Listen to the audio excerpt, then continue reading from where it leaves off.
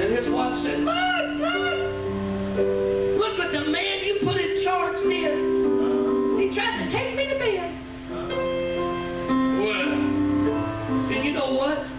Joseph's reputation, right, and the way that he held himself and the relationship that he had with his boss and everybody around him should have told Potiphar, there's more to this. Yeah. But you know what? Old Potiphar probably did it just for the reason everybody else does it. For their pleasure. Every time we see the men of God thrown into prison, it's because of the pleasure of the Jews. They wanted to do something good. Well, Potiphar wanted to stand up. Hey, I'm not going to let somebody do that to my wife. Right. Threw him into prison. Joseph's going, what? How in the world is this going to line up to the dream that God gave me? Right. He's in prison. The baker, the butler come along, you know. One lies to him, never says anything about it. One finally comes to his rescue. He comes out. He interprets the dream of Pharaoh. And Pharaoh said, because you have done this. Yeah, I'm listening. Because you have done this.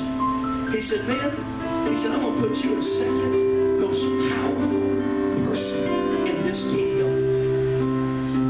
He said, there's no one more powerful than you and I. And Joseph knows, that's what I'm talking about. All right, yes, sir. And he looked back over that, and that's why I said, where are you going? All right. In order to know where you're going, you've got to know where you've been, and you've got to know where you are. And Joseph looked at that, and he looked at his past, and he said, wow. He said, God, you still amaze me. Because I look at all that, and now I realize why I was betrayed by my brothers, why I was thrown into a pit, left alone, why I was pulled out and sold to the Midian. Yes, sir. Yes, sir. Now I understand why Potiphar's wife did what she did. Potiphar did what he did. Yes. I remember when I was in prison, man, everywhere he went, God used him. Yep.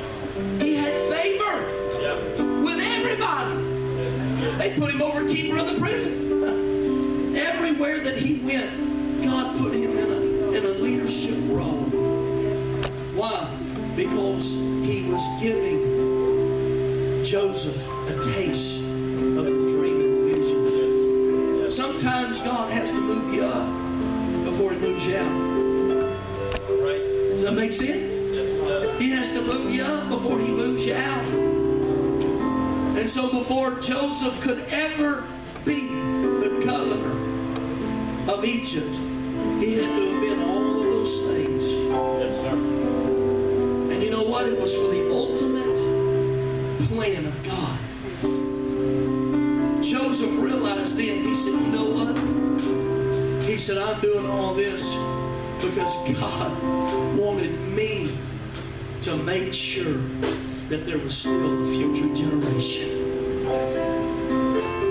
That the children of Israel were still going to be alive, that they wouldn't be annihilated, that they wouldn't die. God had used him to reserve a future posterity. He even told his brothers, you meant it for evil. He said, but God meant it for good. Amen. Listen to me, saint of God, friend of mine, I don't know what you have to go through. I don't know exactly what you've been through. And I do not know what you're going through right now. I do know this one thing, that if you'll stop asking questions of God and just start believing, just walk where he says walk. Just go where he says go. As every head is bowed and every eye is closed here tonight.